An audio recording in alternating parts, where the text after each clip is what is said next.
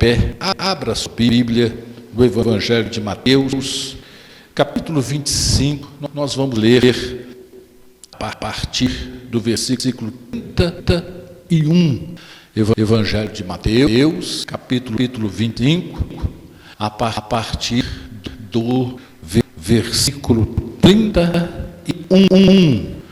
Vamos ler aqui essa palavra, né? Graças a Deus.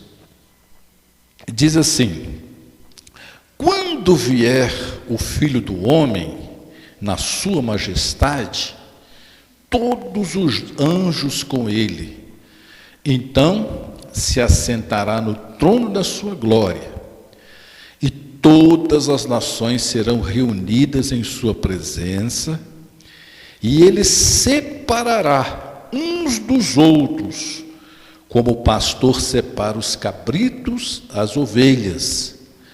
Porá as ovelhas à sua direita, mas os cabritos à esquerda. Então dirá o rei aos que estiverem à sua direita: vinde, benditos de meu Pai, entrai na posse do reino que vos está preparado desde a fundação do mundo.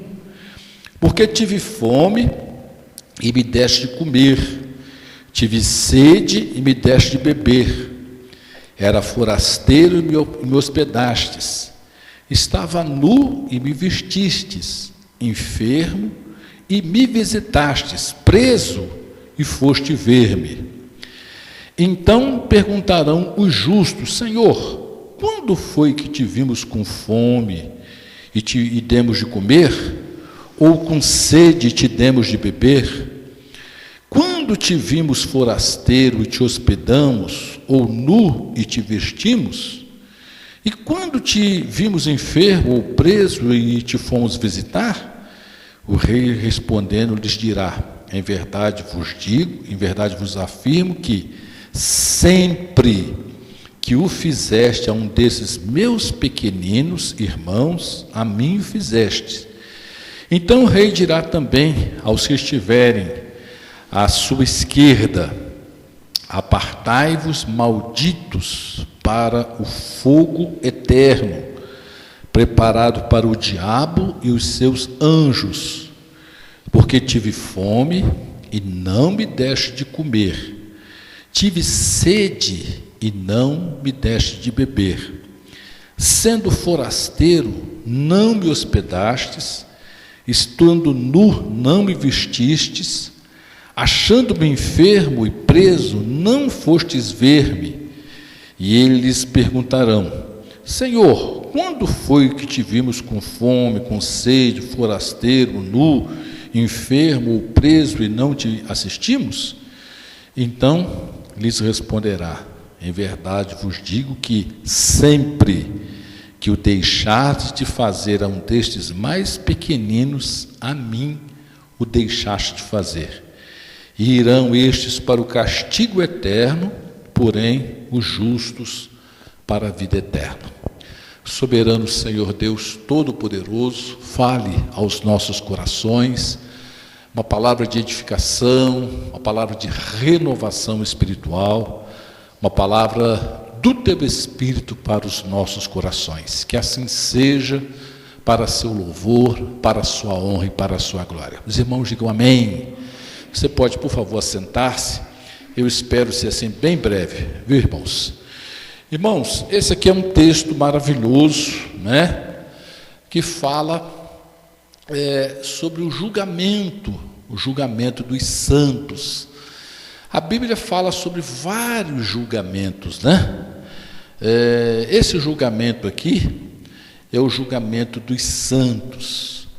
Isso vai acontecer agora, quando da segunda vinda do Senhor Jesus Cristo. Nós não vamos entrar aqui hoje no aspecto escatológico, né? Porque nós queremos falar outra coisa com os irmãos. Mas aqui está falando que vai haver uma separação. O Senhor Jesus vai colocar uns de um lado, outros do outro lado. Julgamento, irmãos, é sempre alguma coisa muito complicada, né? Muito difícil. Então, quando a gente lê esse texto aqui, dá um aperto no coração. O Senhor Deus, Ele vai fazer separação, Ele vai fazer distinção de uns dos outros. Ele vai separar os justos dos ímpios, né? Justo no hebraico significa aquele que está no certo, e ímpio o que está no errado. E ele vai fazer uma separação. Diz que vai colocar uns à direita, outros à esquerda, assim como se separa os bodes das ovelhas, né? E vai dizer aos que estiverem à direita: vinde, benditos de meu Pai, possuí por herança o que vos está preparado desde a fundação dos séculos, né? Isso aí remete para nós a doutrina, né, da predestinação. A salvação, ela, como Deus é eterno, Deus já conhece todas as coisas, já sabe todas as coisas, já preparou todas as coisas, né? Então, vinde, possuir por herança o que vos está preparado desde a fundação dos séculos. E ele começa a dizer: porque eu tive fome, vocês me deram de comer, eu tive frio, vocês me deram de vestir. E foi falando, e eles disseram: mas Senhor, quando foi que nós te vimos nessa situação e te assistimos? Nós nunca te vimos assim, né? E ele fala então: olha, quando vocês fizeram isso a um dos pequeninos, a mim vocês estavam fazendo. E vira para o outro grupo e disse: apartai-vos de mim, malditos, para a perdição eterna, né? Por quê? Porque eu tive fome, tive frio, tal, e vocês não me assistiram. A gente fazendo uma leitura assim rápida desse texto, nós ficamos com a impressão então que a salvação vem com o mérito, vem por mérito, vem através das nossas obras. Eu preciso praticar bem para que eu seja salvo, né? Se alguém for fazer uma leitura rápida desse texto, vai ficar com essa impressão que a salvação, ela vem através das nossas boas obras, né? Mas não é isso que esse texto está ensinando, irmãos. Não são as boas obras que nos salvam ou deixam de nos salvar. A palavra de Deus, ela é explícita em dizer que nós somos salvos pela graça de Deus, mediante a nossa fé. Efésios capítulo 2, versículo 8, 9, dizem: pela graça sois salvos mediante a fé, né? E continua dizendo: isto não vem de vós, né? Vou até ler aqui, Efésios capítulo 2, versículos 8 e 9, para nós não ficarmos com nenhuma dúvida, né? Capítulo 2, versículos 8. Por quê? Pela graça sois salvos. Nós somos salvos por graça. O que é graça? É quando nós recebemos alguma coisa que nós não merecemos receber aquilo. Ninguém merece a salvação. A salvação não é por merecimento, não é por mérito. A salvação, ela vem por conta da obra salvadora, da obra redentora de Cristo Jesus, lá na cruz do Calvário. Então aqui diz que pela graça nós somos salvos, por meio da fé. É importante a fé. É através da fé que nós tomamos posse, que nós nos apossamos dessa salvação. Por isso que Jesus disse: ide pregai o evangelho. Quem crer na mensagem de salvação que vocês vão pregar o meu sacrifício, vão pregar a obra que eu fiz para salvar. Quem crer nisso, nessa mensagem, no evangelho, e for batizado, né, será salvo. Então, a salvação, ela não vem pelas nossas obras, porque se a nossa salvação pudesse vir através das nossas obras, a morte de Jesus teria sido um sacrilégio, teria sido uma bobagem, teria sido uma besteira, teria sido algo desnecessário. Mas não foi assim. Antes de morrer na cruz, Jesus ele ora ao Pai, conversa com o Pai e diz: Pai, se possível, passa de mim esse cálice. Jesus não queria morrer, Jesus não queria enfrentar a cruz, sofrer como ele sofreu, mas ou ele se submetia àquilo, ou então nós estaríamos irremediavelmente perdidos. Então, não é fazendo boas obras que alguém possa se salvar, né? Seria um absurdo eu hoje ajudar alguém, dar uma roupa para alguém, visitar alguém, dar uma comida para alguém e eu ser salvo. Então, foi um absurdo, uma besteira, uma bobagem, uma tolice a morte de Jesus. Então a palavra de Deus ela é muito clara em dizer isso: pela graça sois salvos, mediante a fé. E diz aqui explicitamente: isto não vem de vós, é dom de Deus. Salvação é um dom. O que é um dom? Dom é uma dádiva, um presente. Deus nos dá a salvação quando nós cremos em Jesus Cristo. E continua dizendo aqui no versículo 9: não de obras. A salvação, ela não é de obras. Ela é uma graça que nós tomamos posse dela através da nossa fé. Não de obras. Está aqui no versículo 9 do capítulo 2 de Efésios. Não de obras, para que ninguém se glorie. Porque se fosse através de obras, as pessoas poderiam se orgulhar, se vangloriar, né? Encher o peito e dizer: eu estou sendo salvo porque eu fiz por onde? Eu fiz, né?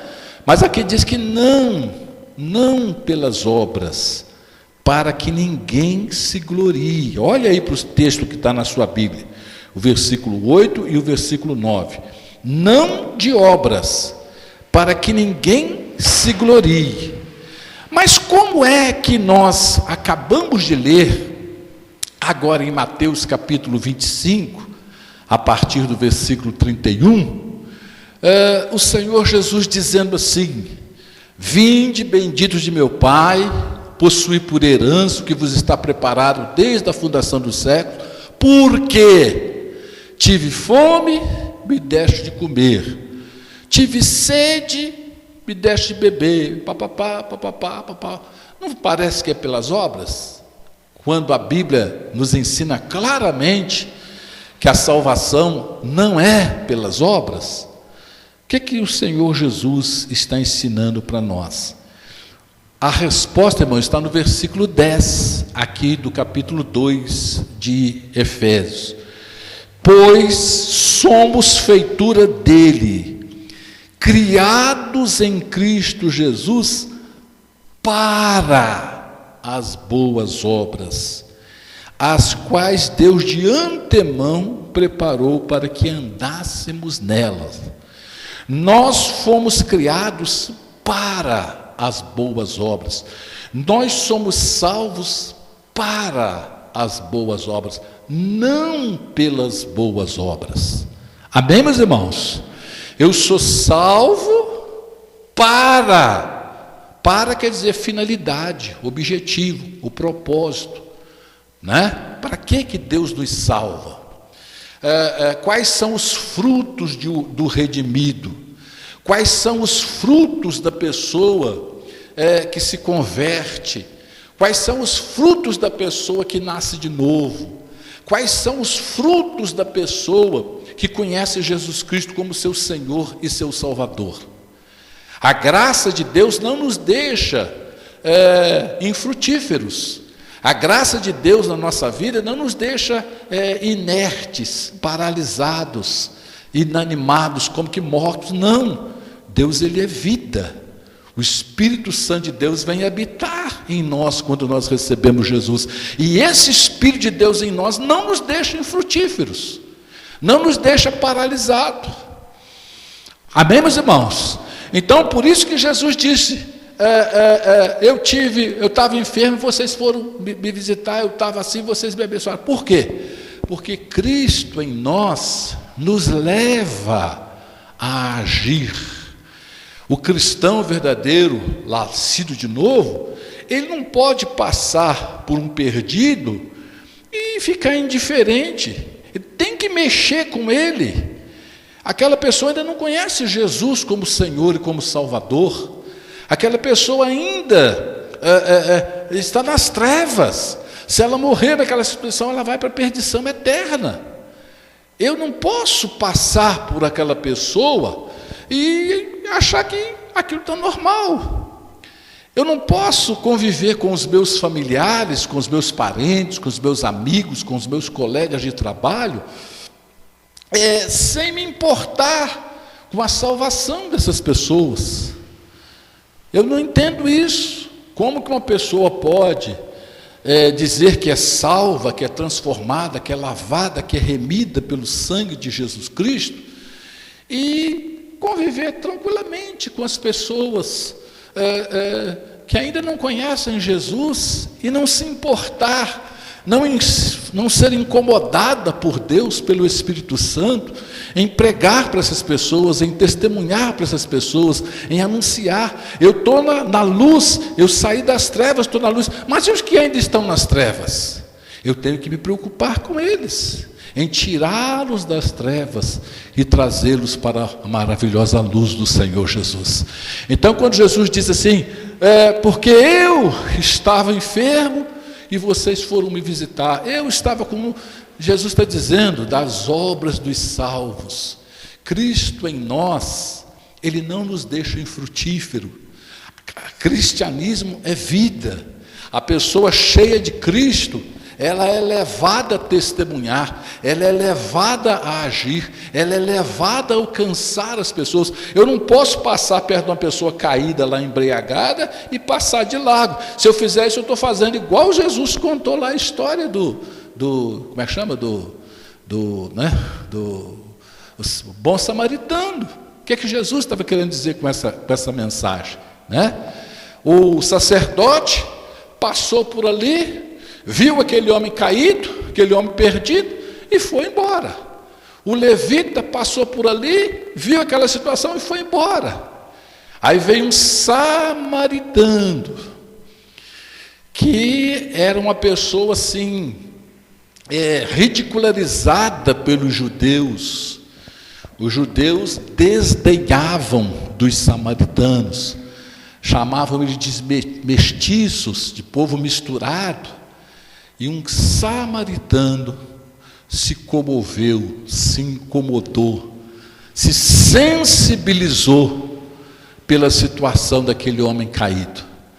Pegou ele, levou, mandou cuidar dele, pagou, deixou 2 moedas lá e disse, põe na minha conta, se ele gastar mais alguma coisa, porque quando eu voltar, eu pago. E Jesus estava ensinando que é assim que a igreja tem que agir. Amém, meus irmãos? O Espírito Santo que está em nós, o Cristo que está em nós, a vida que está em nós, ela tem que produzir resultados. Ela tem que produzir resultado, Ela tem que nos aquecer. Eu não posso conviver com um colega de trabalho, de escola, de faculdade, anos e anos, rindo, brincando com aquela pessoa, sem nunca testemunhar de Cristo para aquela pessoa.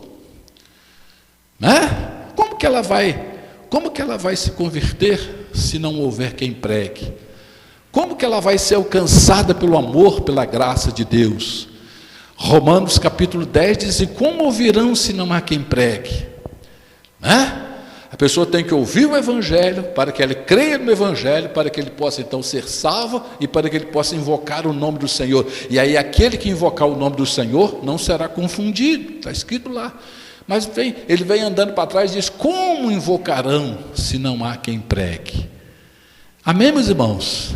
Esse texto aqui, que nós lemos, aqui em Mateus capítulo 25, o Senhor Jesus está falando, não que eu vou praticar boas obras, para ser salvo. Mas ele está dizendo que eu tenho que praticar boas obras porque eu sou salvo. A salvação de Deus em mim, o Cristo em mim, o Espírito Santo de Deus em mim, não pode me deixar infrutífero, não pode me deixar inerte, paralisado, indiferente.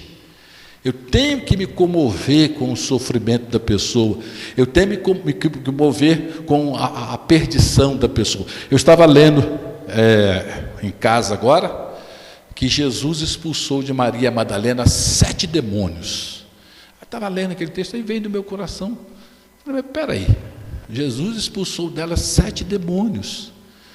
Quantas pessoas que estão hoje, agora, como Maria Madalena estava? Com 7 demônios também. Jesus expulsou da Maria Madalena 7 demônios. E ela se transformou numa mulher abençoada, liberta, passou a seguir Jesus, passou a apoiar Jesus, passou a ser bênção. Não só ela, mas várias outras mulheres, né? Mas e se Jesus não tivesse libertado ela? E quantas mulheres ou quantas pessoas continuam hoje como Maria Madalena, também com 7 demônios, ou com outras legiões de demônios? E quem é que vai libertar essas pessoas? Quem é que vai lá orar por essas pessoas? Quem é que vai expulsar esse mal da vida dessas pessoas? Quem? Nós, irmãos, a igreja do Senhor Jesus. Amém, meus irmãos? Amém, meus irmãos? Deus não tem um plano B, um plano C, um plano D. Somos nós o plano A, a sua igreja. E nós estamos nesse tempo, nós vivemos desse tempo. Nós estamos vivendo aqui no 2021, no ano da pandemia, nós estamos vivendo aqui. Nós somos desse período, né? Deus fala lá, né, no caso lá da Esther, a Esther ficou assim meio titubeante, aí o Mardoqueu falou com ela, quem sabe foi para esse tempo que Deus te colocou dentro do palácio. Quem sabe foi para esse tempo, para essa ocasião, né? Lá nos dias de Esther, os judeus estavam correndo o risco iminente de serem exterminados. Chegou-se a marcar o dia, eles seriam todos mortos. Um inimigo do povo judeu se levantou, armou lá, arquitetou uma situação lá, eles iam morrer. Marcou-se o dia, né? E aí o Mardoqueu fica sabendo daquilo, toma as providências, vai lá, a Esther, sobrinha dele, estava no palácio agora, era a esposa do rei. E ele então vai lá ela. Nós estamos numa situação crítica. Falou com ela, ela veio levantar umas questões, né? Umas coisinhas assim. E ele deu uma bronca nela, falou, mas espera aí, se você não se mexer, Deus vai trazer socorro de outra parte, Deus vai abrir outra porta, mas quem sabe foi para isso que você foi colocada aí, quem sabe foi por isso que você nasceu bonita, quem sabe foi por, Deus já sabia de todas essas coisas, podia ter nascido feia, com a enorme verruga na testa, no entanto, nasceu uma mulher bonita. Amém, meus irmãos? Nosso Deus sabe todas as coisas. Amém? Foi para aquele fim que a Esther nasceu daquele jeito, bonita. Ela começou a ficar com o Mardoqueu, falou, quem sabe foi para esse fim que você está aí. Aí ela se mexeu, chamou as moças dela, consagrou um jejum de 3 dias, e entrou na presença do rei pela fé, e o rei estendeu para ela lá o pedacinho de madeira para ela lá, né? Abriu a porta para ela, e ela entrou, e Deus deu uma sabedoria, deu uma graça para Esther, porque ela poderia simplesmente chegar e falar com o rei, ela não fez isso. Ela marcou um almoço, marcou um segundo almoço, e chamou lá o camarada, e armou também todo um esquema, e quando ela denunciou o que ela queria, né? Deus modificou, e na forca que tinha sido preparado para matar os judeus, o camarada foi enforcado. Amém, meus irmãos? Mas ela teve que se mexer. Mardoqueu falou com ela: quem sabe foi para isso que você foi colocado aí. Então, irmãos, nós somos o povo desse tempo. Não adianta a gente ficar: meu Deus, tem misericórdia, toda a pandemia. Não, Deus nos levantou para esse tempo. Nós somos o povo desse tempo. Amém, meus irmãos? Nós somos levantados para esse tempo. Nós somos os jovens desse tempo, os homens desse tempo, as mulheres desse tempo, os anciãos desse tempo. Nós temos agora, irmãos. É com máscara, nós temos que lá estar falando de Jesus, falando de salvação, falando de libertação. É com álcool em gel na mão, é com não sei o que, nós temos que estar testemunhando, fazendo a obra do Senhor nosso Deus. Nós somos o povo desse tempo. Amém, meus irmãos? Nós não somos de 100 anos atrás e nem seremos de 100 anos daqui à frente. Nós somos desse tempo, dessa época. Nós somos da agora. Temos aí todos esses desafios, todas essas lutas, assim como também temos toda essa tecnologia, temos tudo isso a nosso dispor. Então, meus amados irmãos, aqui não está falando que foi através destas obras que essas pessoas vieram a ser salvas. Não, está falando que Jesus as salvou para... E Jesus sabe que o Espírito Santo não nos deixa infrutífero, para ele saber quem é salvo e quem não é salvo, é só ele ver o que a pessoa está fazendo. Pelos frutos se conhece a árvore. Jesus Cristo entra na minha vida, ele transforma a minha vida. Se alguém está em Cristo, nova criatura é. As coisas velhas já passaram, e eis que tudo se fez novo. 2 Coríntios capítulo 5, versículo 17. Parece que esse versículo hoje em dia está morrendo, irmãos. Está deixando de ser verdade. Mas a palavra de Deus, ela continua sendo viva. E ela continua dizendo que se alguém está em Cristo, nova criatura essa pessoa é. Se nós não estamos vendo evidência de vida dessa pessoa, é porque então ela não se converteu. Então, porque não é nova criatura. Porque quando alguém é nova criatura, a evidência, a pessoa, quando está lá no CTI, né, está enfermo, eles colocam lá os monitores, aquelas coisas, e a pessoa viva, ela tem evidências da vida, aparece lá no monitor.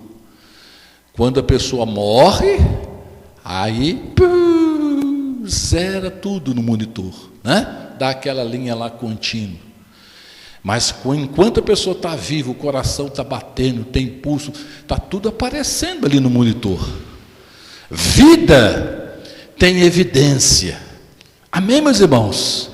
E nós precisamos evidenciar para o mundo a nossa vida em Cristo Jesus. Jesus entrou na minha vida, Jesus transformou.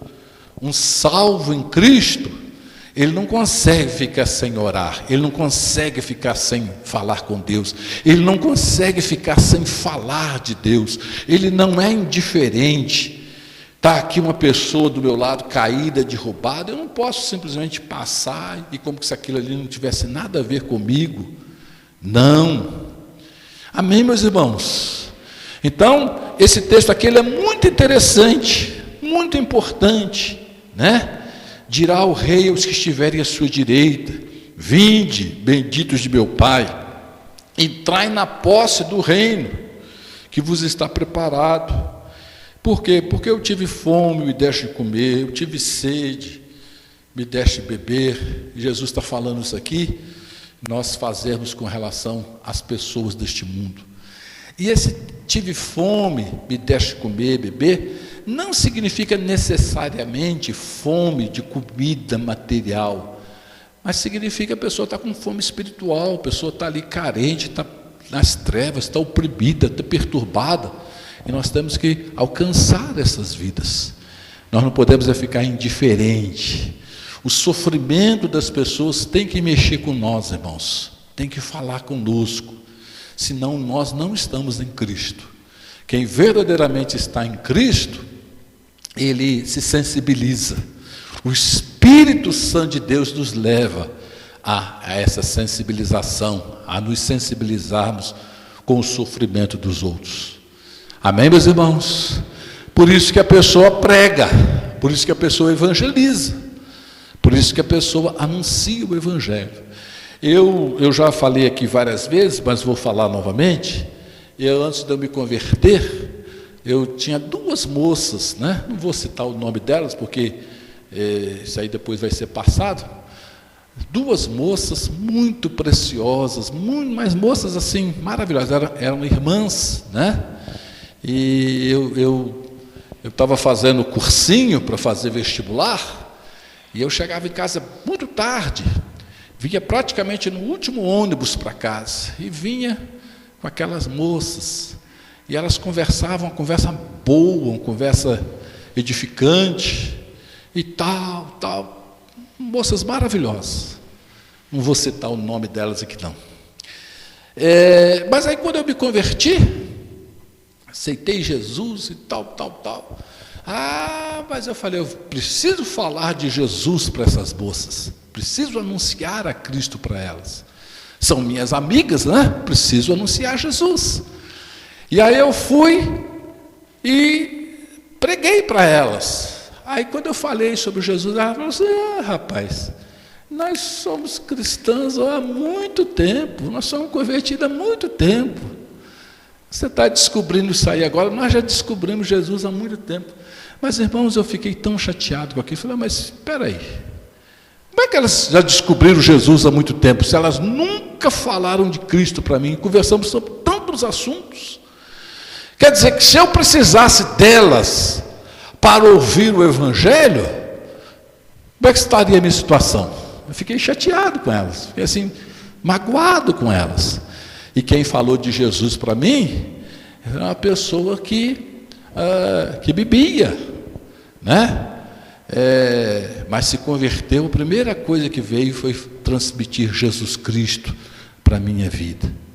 Pessoa que bebia, pessoa que eu fui visitar no hospital inchado de tanto beber, né? E aquelas duas moças preciosas, uma vida maravilhosa, moças assim, de Deus mesmo, mas nunca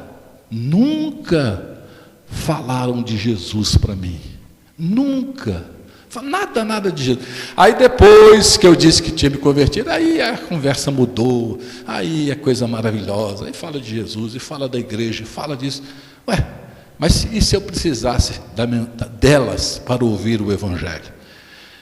Será, irmãos, que os nossos colegas em Cristo, os nossos amigos, os nossos vizinhos, será que Deus vai precisar usar outras pessoas para alcançá-los? Não, irmãos. Eu sou pastor, mas tem pessoas que eu nunca vou conseguir atingir. Mas você vai conseguir. Você está lá naquele lugarzinho. Você consegue. Eu nunca vou alcançar aquelas pessoas, mas você consegue. Então é sua responsabilidade testemunhar de Cristo, falar do amor de Jesus. A pessoa está preocupada, está triste, está chorando. O que está acontecendo? Meu marido, minha esposa, meu filho. Então você vai, se compromete a orar com aquela pessoa, ajudar, testemunhar de Cristo. Nós não podemos ser insensíveis, irmãos. Nós não somos salvos pelas boas obras, mas nós somos salvos para as boas obras. As boas obras evidenciam que Cristo está em nós, que Cristo entrou em nós, que Cristo transformou o nosso coração, que nós somos de Jesus Cristo, que nós somos uma nova criatura em Cristo Jesus. Amém, meus irmãos? Amém, meus irmãos? Jesus não pode ficar infrutífero em nós, né? Amém? Nós precisamos testemunhar, precisamos pregar, precisamos anunciar, precisamos falar, precisamos nos mexer. Tá? Veio agora essa onda de frio, nós precisamos, né, nos incomodar com as outras pessoas, porque depois que ela morre, não adianta nada, né? Está ali o missionário Adilson. Veio um rapaz aqui para essa igreja, né?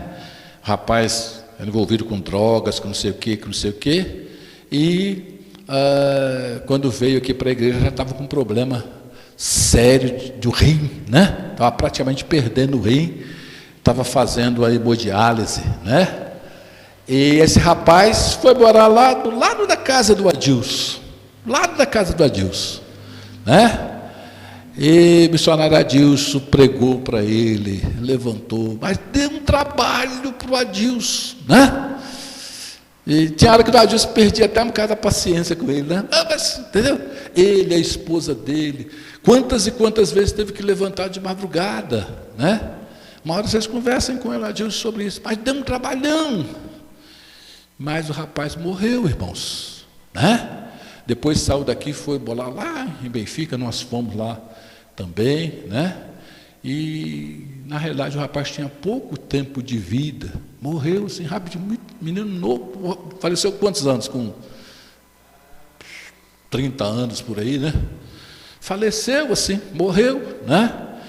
Então quer dizer, irmãos, Deus sabia a situação daquele rapaz, nós não sabíamos, né? Mas eu garanto que o missionário Adilson está feliz por Deus, com Deus, por ter tido todo o trabalho que teve, ter despendido todo o tempo que despendeu, ter feito tudo o que fez por aquele rapaz. Talvez hoje até pense que poderia ter feito até mais ainda, mas fez bastante coisa pelo rapaz. Mas o rapaz de repente assim morreu de uma hora para outra, tudo rapidinho, e misturou tudo, deixou esposa com filhos, deixou tudo, né? Hein? Morreu também, olha só, uma mudança tudo. Então, irmãos, assim é a vida. Amém, meus amados? Amém, meus irmãos? Então, que o Espírito de Deus não deixe você infrutífero. Vamos nos colocar de pé, vamos orar, né? Que a irmã ali está até se agasalhando, o frio, o frio não está fácil não. Levante o seu rosto para os céus, levante as suas mãos para os céus, apresente a Deus o seu coração, meu irmão. O nosso coração é que é a morada do Senhor nosso Deus. Apresente para Deus o seu coração e diga: Senhor, que o Senhor tenha liberdade de ação na minha vida, que o Senhor possa mover o meu coração, que o Senhor possa tirar de dentro de mim tudo que precisa ser tirado, e que o Senhor possa colocar tudo que precisa ser colocado, que o Senhor possa, meu Deus, me impactar, que eu possa, meu Deus, ter o meu coração movido pelas pessoas que estão ao meu lado, ao meu redor, pelos meus vizinhos, pelos meus colegas de trabalho, meus colegas de sala de aula. Não é por acaso que essas pessoas estão ao seu redor, não é por acaso que você é colocado em determinados lugares. Tudo tem um propósito.